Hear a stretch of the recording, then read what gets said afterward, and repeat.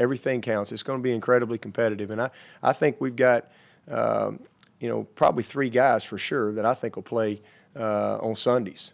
And, so it's not a situation where we don't have talent at that position. Well, spring practice underway finally for one school in this state up at Clemson. Dabo Swinney says no problems. No problems in Tiger Town as we look for a successor to Taj Boyd and a whole lot of other players. No problems. Well. There are a lot of problems in Tiger Town. I mean, spring practice started today for those guys. Suspension of 4 prominent players. Yeah, for the Georgia opener. Yeah. A big game in Georgia on the road. So I would say there's some problems, but again, it's Dabo Swinney, and the skies are blue all the time. All the time, even when it's raining, right? Yeah. They practiced today, right? They did. It was 40 degrees? Sure, it was beautiful. Did they cancel it? I mean, because now it's 40 degrees, you're not supposed to practice outside. That's the way it went. Yeah. That's the way it went in Gamecock Nation. They're going to move it inside on Thursday, though. We look at the quarterback up there, though. Yeah. It's hard to replace a Taj Boyd. I mean, anyone's going to say it's going to be difficult to do that. He rewrote the record books. Yeah.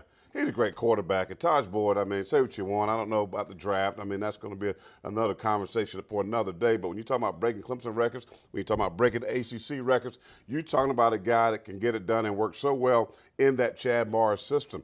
So to say there's no problems when you got a guy, Swag Kelly, coming off a knee injury. Yes, he was healthy last year, but didn't play that much. You're talking about Cole Stout, who got garbage time when he was playing Furman or South Carolina State or whoever, nobody knew. They got in the game, but that doesn't matter. Then you got Deshaun Watson, who came in early as a freshman. Brian, they have a lot of issues. I mean, Dabo don't want to say that, but there are problems at that quarterback position.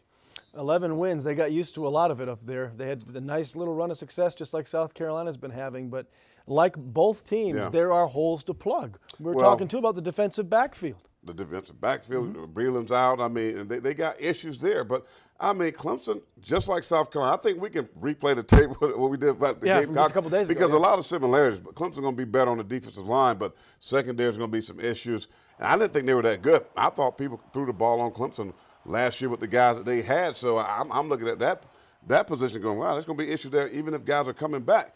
Here's the biggest thing. We talk about the quarterbacks. Guess what, B-Mac? Their wide receivers, their 2 best receivers are going to be in the National Football League. Yeah.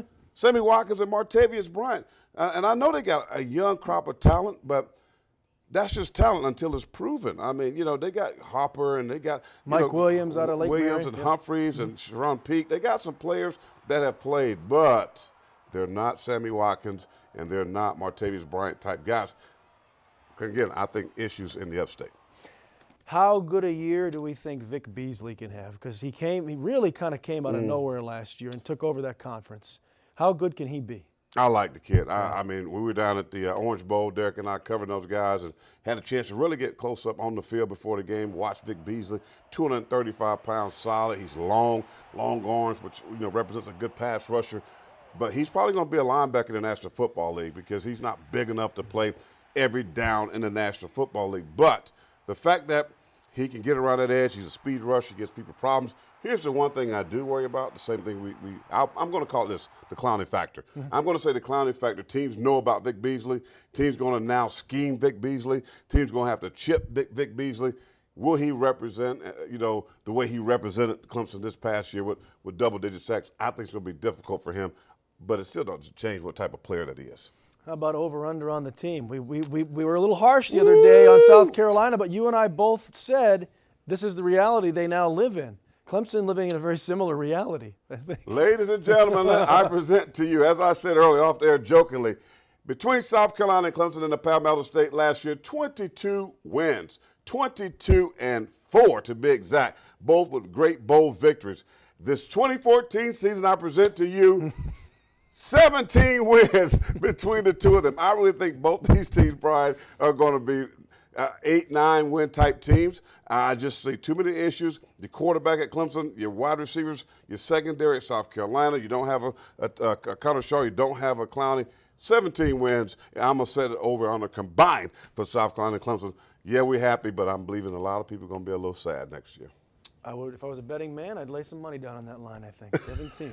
I'm on board the bus with you again, Corey Miller. We're going to go together. If we go down, we're going together. We're going down together. We're a team, baby. We're going down together. All right. Well, that's spring practice, of course. We'll see how it all bears out in the fall. It's months away. But that's what we got for you for now. We'll be right back.